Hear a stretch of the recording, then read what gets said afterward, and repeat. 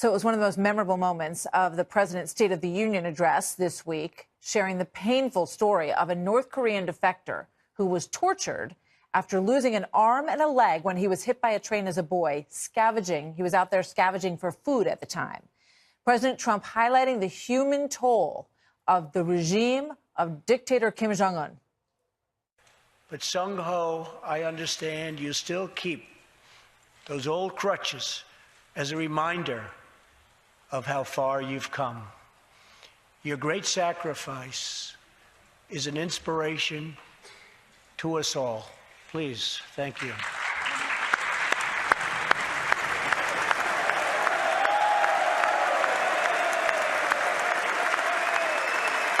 That was probably the most incredible moment of the night. There were several moments like that with very moving stories of people in the audience. But today, that gentleman came to the White House, and the president sat down with him and with other defectors as well, people who have escaped the horror and devastation of life in North Korea. The Oval Office meeting raising pressure on Kim Jong-un, with some foreign policy critics questioning the strategy, calling it risky.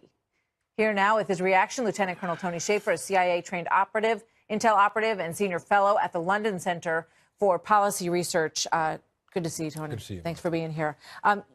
Obviously that's a powerful moment. Absolutely. But you maintain that there's also a serious policy initiative that underlies what we just saw. Oh, absolutely. And this risky stuff, look, walking across the street in New York's risky. You got to take some action. President Trump has materially changed the trajectory of our relationship with North Korea and, frankly, with China as well. This is a way of personalizing it and actually both making it very clear that he's committed to the process of trying to push the Koreans to step away from several bad things they're doing, a lot of bad actions. But more importantly, Martha, he has done something President Obama completely failed to do, put a human face on it. We're talking about a dictator who has subjugated his people to untold horrors. This is only the tip of the iceberg. But the president now has both seized the moral high ground and made this very personal and a personal poke at saying, you need to change the way you're doing things. And this is one of the reasons we are done with this. It's fascinating, that it's being called risky. And it just sort of reminds me of what we've seen from Nikki Haley at the UN and with this instance at the White House with the president, where you're not making it up. I mean, You're just telling these human being stories. Laying it out. This is what happened. And you put light on it. You let the world look at it. And you let North Korea know that it's an argument, potentially, for what might have to be done down the line. Right. And since we're talking about moral high ground here, there are some red lines coming up. The North Koreans have said at the UN, as a matter of fact, that they're going to do an above-ground test of a hydrogen weapon. That's going to be a major red line. That's something that we're very worried about.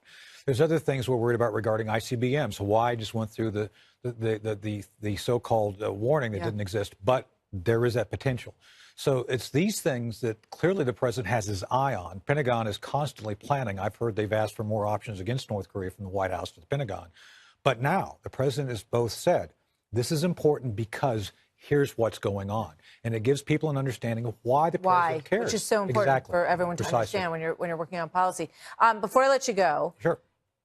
Obviously, you've spent much of your life in the intel community, and you see what James Comey has said during the course of today, that this is undercut, that this memo undercuts what you all are trying to do. What's your reaction to that? Bring it on. Let's see everything. There's nothing here that I believe would reveal sources and methods. But trust me, much more has been revealed about things that I can't believe are out there right now. But the material facts used to justify things, put them out there. The facts are the facts. Just put the sunlight on it.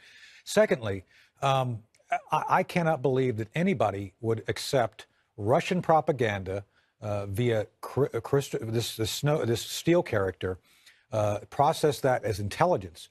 Russia. Let me say this very clearly, Martha. There was Russian collusion. It was Fusion GPS taking Russian propaganda. The Russians prepared this and putting it through the system so that now, even to this day, is upsetting the cart of apples. So when Senator McCain says the Russians are trying to undermine our democracy, it is via what we've seen here through Fusion GPS, not collusion. And this is what I and others... You think the Russians were pulling the strings with the Fusion folks? They're like, absolutely, Precisely. we're going to help you out. We've got good on Hillary. There you go. And they played right into their hands. Precisely. Fascinating. We'll see where it goes. Thank you very much. Good to see you, Colonel. Good seeing you.